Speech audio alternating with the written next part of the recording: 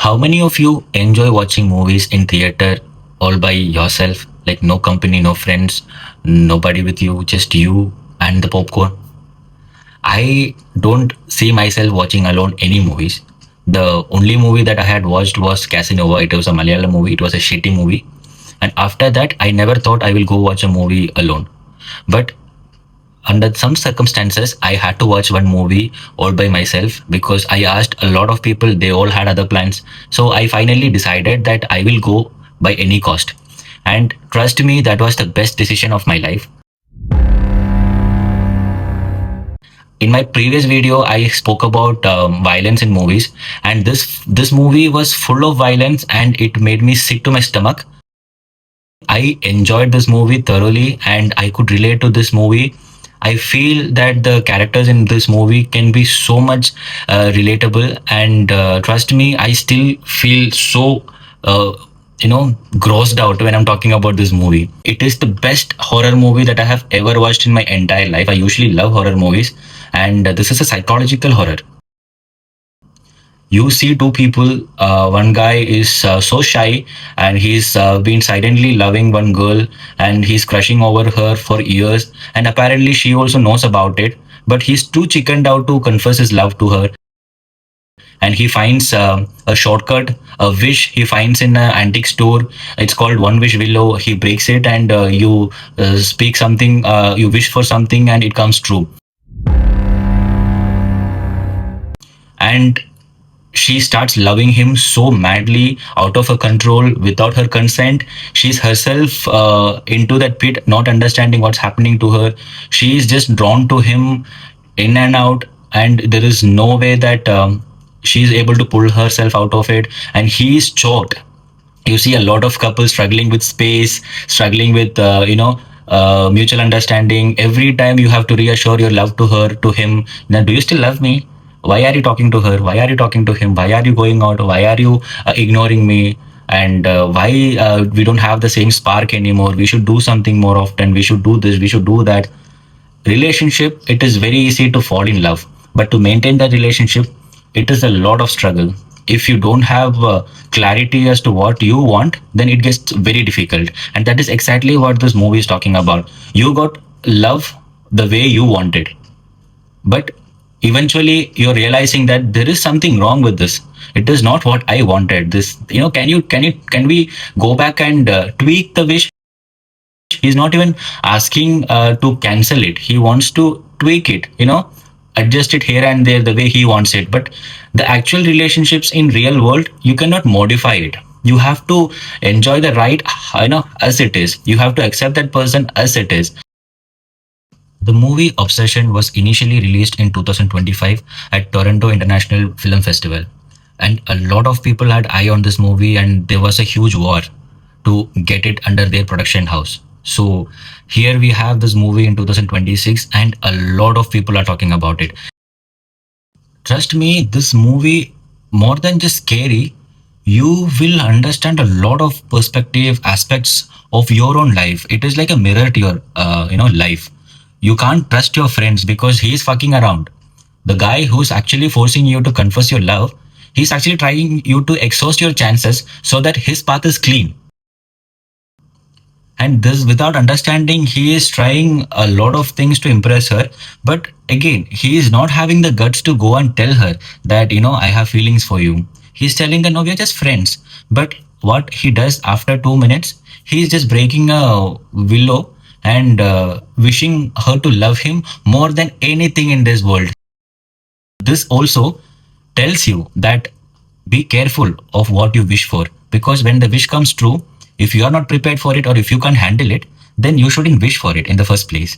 That is exactly what happened. It was talking more about the consent also. She was ready to say yes. She also had feelings. She also saw that coming, that this guy has been sneaking around and trying to get her attention. I know a lot of guys who has huge crush on girls, but they're too scared to even go tell them. They either think that, I have good friend and I don't want to lose that friendship. Or they think that, no, she's way out of my league, bro. But what this movie is talking about is you have to take your chances and you cannot take shortcuts for sure. And when you get what you wanted, you have to be 100% honest to yourself. And when someone is miserable, do not take advantage of her or him. And when someone is trying to show their love to you, you don't take it for granted. The movie was made for just 750K, and it has already grossed out 150 millions, and people are still talking about it worldwide. And the reason why people are talking about it, because they can relate to this movie so much that they are just looking at it as a mirror to understand or analyze their own relationship, their own life. And I am also trying to understand a lot of things from this movie, like how to treat a woman, how to treat a guy, how to control your emotions, control your feelings, because this movie is so uncomfortable.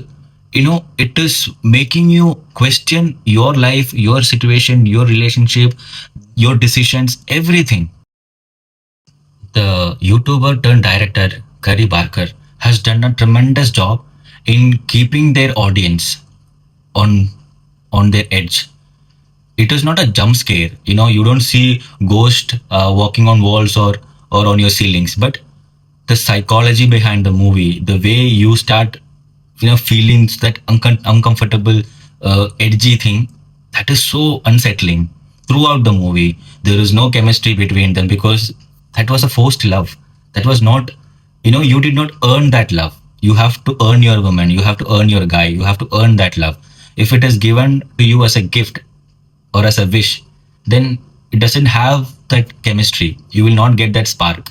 And that is shown so beautifully by two characters. I love their acting. I wish that they get all the good awards, including the Oscar coming their way, because the guy who played the role Bear, Michael Johnston, he has done an amazing job of portraying that character so silent, sympathetic in the beginning, so vulnerable, but towards the end you will hate that guy. I'm not gonna get into detail, but when you watch it you will know it.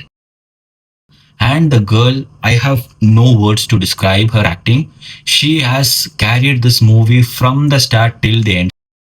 She's playing two characters: the one, the normal charming outgoing person who's always smiling, who's always enthusiastic, but after the wish, the person that she is turning into, that is chaotic.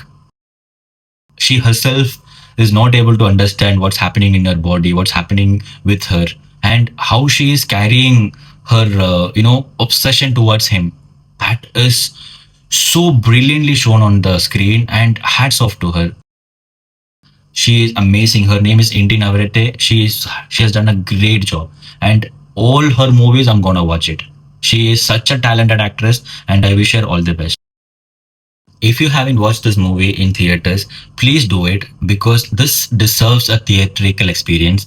I don't mean that you download a pirated version where you get to see the movie and you wait for it to get released on OTT. You can watch it later. You will get to see the uncut version, because in theater a lot of trimming will happen. But trust me, you have to watch this movie on theater. I am not, doing any kind of promotion or marketing for this movie. I thoroughly enjoyed it. I have never watched such thrilling or so unsettling yet so beautifully crafted movie ever in my life. This movie deserves more shout outs, and a lot of people around the globe are already doing it. And I am also watching a lot of reviews, a lot of interviews, and I want to watch this movie again. And this time I'm going to take my friends. I am telling them, come with me, let's watch this movie again. Today also I got a call, because the one person who knew that I had gone to watch this movie, they called me. They're like, they want to watch it, can we go? I am like, I am on, you just reserve my seat, I will come there. Because it is that unsettling, relatable feeling that you try to avoid it, but it keeps coming back. It keeps haunting you until you accept it. And that is the kind of movie that should be released, that should be you know widely circulated. These are the movies that deserves this big screens. So here is my question for you. I want you to answer in the comments. Who do you feel more sorry for, Nikki or Beer, and why? Because Nikki, of course, she didn't have much of control in this situation. It was out of her consent. But Beer had a choice to make, and he made a terrible choice which cost all of their life, including their friends. So, what do you think about this movie? If you have watched it, please drop your comments. Trust me, I'm gonna reply to all the comments, and I will not leave out. So I do request you to interact with me. What do you think about this movie, and what was the best part of this movie for you? Were you able to relate it? Were you able to understand Bear? Were you able to understand Nikki? And would you recommend this movie to your friends or family?